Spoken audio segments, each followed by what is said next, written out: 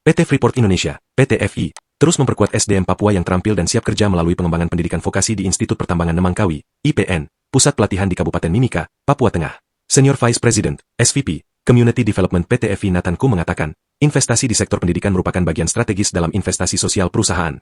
Fokus kami untuk memastikan generasi muda Papua mendapatkan keterampilan nyata yang dapat dipakai untuk bekerja dan membangun karir, kata Nathan dalam keterangan yang diterima Rabu, 26 November 2025. Ia menjelaskan, PT FI mengembangkan berbagai program pendidikan dari tingkat dasar hingga perguruan tinggi, termasuk sekolah vokasi seperti IPN dan beasiswa lanjutan. Tujuan kami menyiapkan generasi Papua yang terampil, siap kerja, dan mampu bersaing di tingkat nasional maupun global, kata Nathan.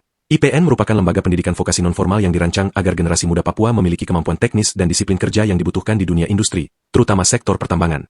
Harapannya, lulusan IPN dapat langsung mengaplikasikan ilmunya untuk membangun karir, berintegritas dan berperan penting di berbagai bidang profesional. Nathan mengatakan, sejak didirikan pada 2003, IPN yang berlokasi di Kabupaten Mimika telah berkembang menjadi pusat pelatihan vokasi berkelas industri dengan pelatihan berbasis kompetensi kerja khusus dan berbagai program pengembangan SDM lainnya. Beragam program yang kami jalankan membentuk ekosistem pendidikan terintegrasi, mulai dari pelatihan di kelas hingga pengalaman langsung di lapangan. Pendekatan ini memastikan mereka bisa meningkatkan kemampuan dari waktu ke waktu, kata Nathan. Sejak didirikan pada 2003, lebih dari 4.000 siswa telah mengikuti pelatihan di IPN.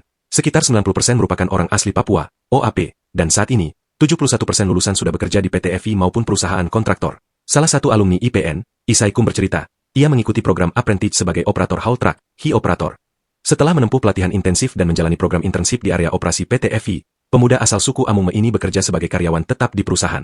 Di IPN, saya tidak hanya belajar teknik, tetapi juga disiplin, keselamatan kerja, dan kerja sama tim. Program magang membuat saya merasakan langsung dunia kerja di tambang.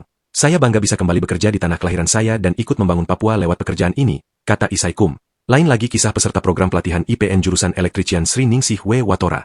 Perempuan suku Kamoro ini menceritakan IPN membuka pintu baginya dan perempuan lain untuk berkarir di industri yang dulu terasa jauh.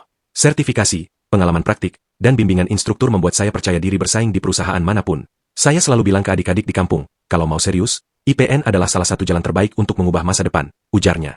Pada 2024, sebanyak 289 peserta terpilih mengikuti program pelatihan siswa, apprentice, setelah melalui seleksi ketat dari 4.938 pendaftar. Sebanyak 82 orang dari suku Amume, 96 orang dari suku Kamoro, dan sisanya dari 5 suku kekerabatan lainnya. Dari total jumlah peserta tahun 2024, sebanyak 70 orang adalah perempuan. Ini komitmen IPN dalam keberpihakan kepada masyarakat asli daerah dan inklusivitas gender, kata Nathan menegaskan. Program pelatihan di IPN terdiri atas pelatihan mekanikal dan pelatihan operator alat berat dan pekerja tambang bawah tanah.